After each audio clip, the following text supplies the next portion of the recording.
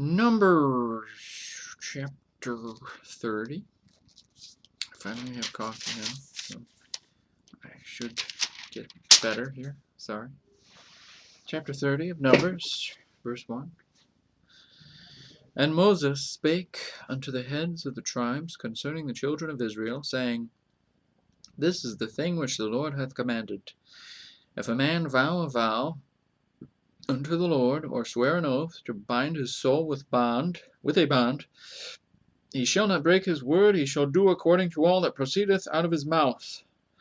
If a woman also vow a vow unto the Lord, and bind herself by a bond, being in her father's house in her youth, and her father hear her vow, and her bond wherewith she hath bound her soul, and her father shall hold his peace at her, then all her vows shall stand, and every bond wherewith she hath bound her soul shall stand.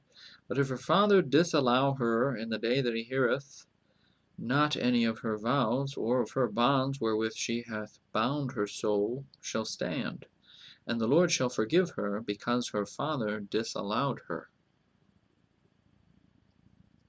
I'm thinking of one of the judges there, right? We'll get to that eventually. 6. And if she had at all an husband, when she vowed or uttered aught out of her lips, wherewith she bound her soul, and her husband heard it, and held his peace at her in the day that he heard it, then her vow shall stand, and her bonds wherewith she bound her soul shall stand.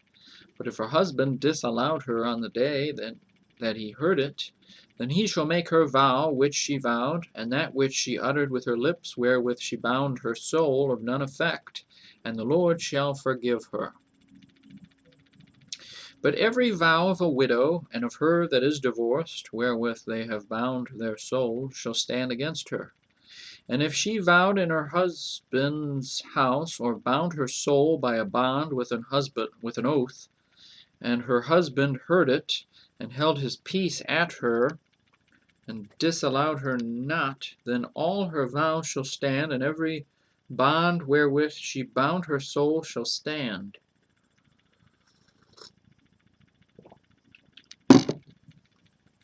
But if her husband hath utterly made them void on the day he heard them, then whatsoever proceeded out of her lips concerning her vows, or concerning the bond of her soul, shall not stand. Her husband hath made them void, and the Lord shall forgive her.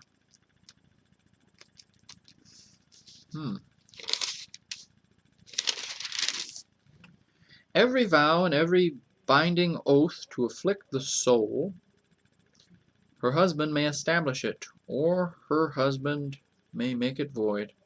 But if her husband altogether hold his peace at her from day to day, then he establisheth all her vows, or all her bonds which are upon her. He confirmeth them, because he held his peace at her in the day that he heard them. But if he shall any ways make them void after that he hath heard them, then he shall bear her iniquity.